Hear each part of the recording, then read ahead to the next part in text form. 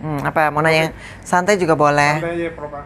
Selamat sore, Prof. Devi Vinsky. Selamat sore Mas Ferdi. Oke, Prof. Prof, gimana udah dengar kabar bahwa Indra Bekti mengalami pendarahan otak? Iya, sudah dengar dan sedih sekali. Tapi sekarang hari ini happy karena sudah recovery. Terus begitu mendengar Bekti mengalami pendarahan otak, langsung Prof nelponin semua anti-aging icon. Karena Bekti sama Dila itu kan pasangan anti-aging icon juga, sama-sama dengan Dude, ya kan? Sama Dini, Dimas. Kemarin udah telepon Dini, Dimas, telepon Edis, lagi di Jeddah, udah nelpon. Pokoknya semuanya akan ngumpul, akan berkumpul para anti-aging icon bahwa kita harus perhatikan kesehatan dan kita semua berdoa semoga Indra, Bekti cepat recovery-nya. Dan semoga Dila tuh kuat, sehat, doa-doa kita semua supaya cepat pulih kembali, bisa bekerja kembali. Oke, Prof. Seberapa dekat sih Prof dengan Indra Bekti? Iya, Indra sama Dila tuh dekat di hati karena preweddingnya kan juga sama Prof waktu itu.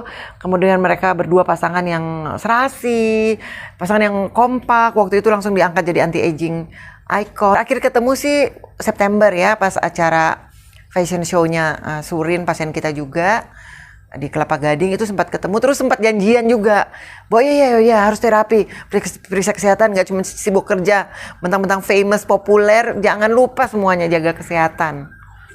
Oke, Prof Devi, kapan terakhir Prof mungkin berhubungan sama Indra Bekti? Iya, terakhir itu ya bulan September. Setelah itu saya sibuk terus ke Eropa, tapi sempat janjian mau ke sini.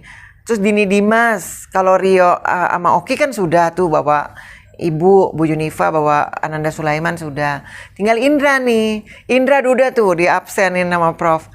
Itu janji karena saya bilang ingat lah umur kalian udah nambah loh, nggak rasa. Dulu kan masih 30-an ya pas dinobatkan. Nah, Irfan juga, Ramzi, ini saya mau absenin satu-satu semua.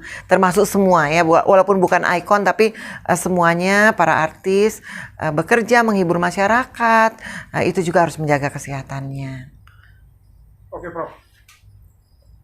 Penyakit yang diderita oleh Indra Bekti ini bisa dikatakan oleh Prof cukup berbahaya nggak sih, Prof, pendarahan otak itu? Oh iya, pendarahan otak itu adalah suatu situasi di mana terjadi pecahnya pembuluh darah ya pada arteri pada otak dan termasuk kedaruratan medis. Jadi memang harus bisa dikerjakan dengan cepat dan luar biasa kemarin hanya dalam waktu hitungan jam ya, tidak hitungan hari. Jadi cepat sekali langsung dilakukan operasi oleh timnya, luar biasa dan sekarang sedang pemulihan.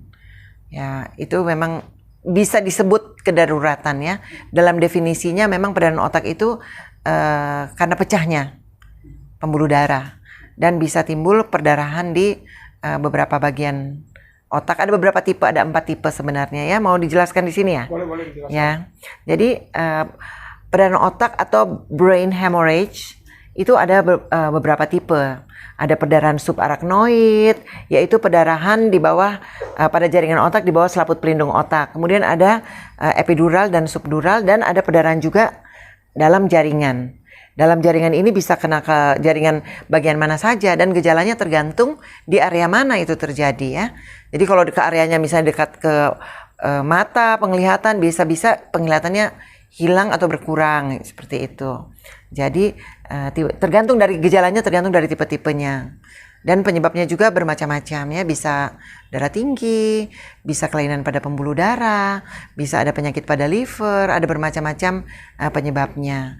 Dan juga kita waspada juga bagi orang yang namanya falsafa manuver. Jadi kalau kita ngeden, batuk-batuk keras, itu juga kita tetap berhati-hati karena bisa menimbulkan peningkatan tekanan intrakranial pada otak.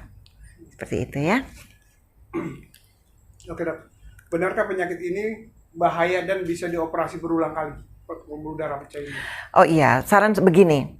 Pendarahan pada otak itu kan ada penyebabnya.